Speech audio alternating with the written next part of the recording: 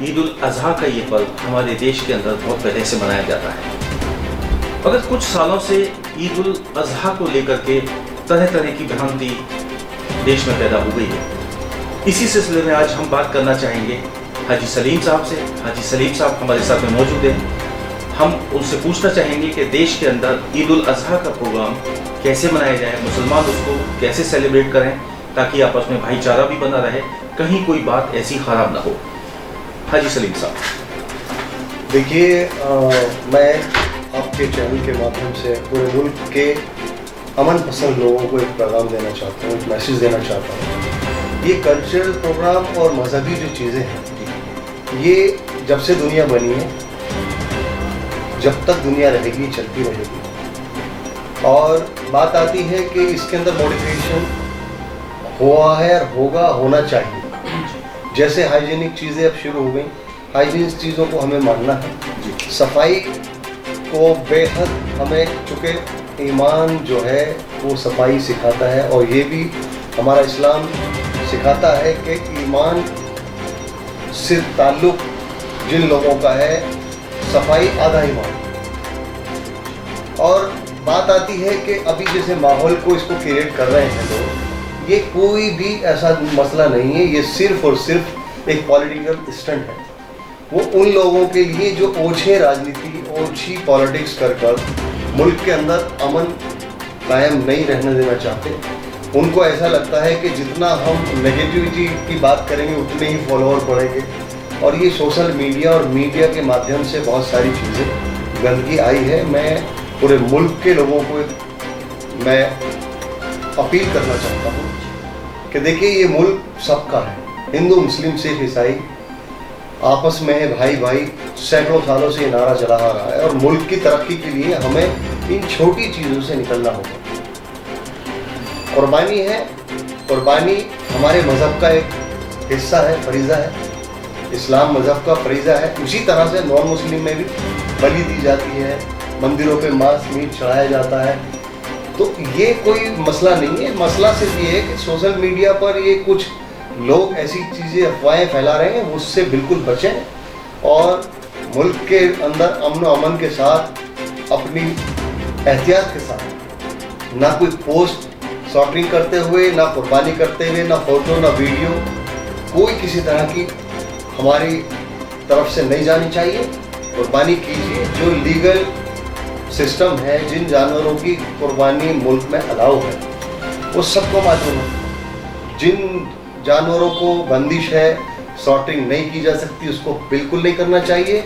और हमें भाईचारे की जो हमारा मिशन है, पैगाम देना, ये तो जो इस्लाम मज़हब है वो तो सीखने और सिखाने के लिए और पैगाम देने के लिए है। इंसानियत को ज़िंदा करने के लिए, इंसानियत के लिए कुर्बानी देने के लिए हमने ये सीखा है अपने बड़ों से कि आप अच्छाई की पहल करो। इस्लाम भी यही सिखाता है, कुरान भी यही सिखाता है, इंसानियत भी यही सिखाती है, साइंटिफिक सिस्टम भी यही सिखाता है कि अच्छे काम करो।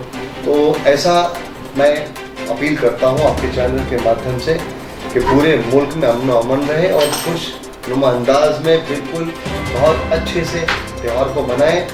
कल पहला दिन है, परसों तरसों 3 दिन तक कुर्बानी अलाउ है, और कुर्बानी का तरीका जो है वो बिल्कुल पीसफुली, पुलिस प्रशासन, नगर निगम, ये सारे हमारी सपोर्ट में सफाई के लिए गाड़ियां भेजते हैं, पूरे इंतजाम करते हैं। उनको सपोर्ट करें, सड़कों पे कोई वेस्टेज ना फेंकें। जहां हमारी कम्युनिटी के रेंडिंग प्लांट है, जहां प्रोसेसिंग किया जाता है, अगर ज़्यादा तादाद में तो गाड़ियों में उसको पैक करके रेंडिंग प्लांटों पर पहुंचाया जाए, और कम तादाद में है तो उसको वहीं जितना भी है उसका अंदर का मलबा क्लीन कर और उसको भी फिश के तालाबों में या कहीं भी उसको प्रोसेस किया जा सकता है। चूँकि मैं ये बात इसलिए बता रहा हूँ कि इस स्टेट से मेरा ताल्लुक़ है, तो कहीं गंदगी भी नहीं होगी, कहीं कोई किसी तरह का पॉल्यूशन नहीं होगा। और मैं पूरे मुल्क को अपनी तरफ से मिशन फ्यूचर फाउंडेशन के चेयरमैन होने की हैसियत से पूरे मुल्क के लोगों को ईद उल अज़हा की बहुत बहुत मुबारकबाद। और उम्मीद करता हूँ कि जो ओछे राजनीति वाले लोग हैं, जो ये अमन को तकलीफ में बदलना चाहते हैं, वो कामयाब नहीं होंगे। मिशन फ्यूचर फाउंडेशन जिंदाबाद।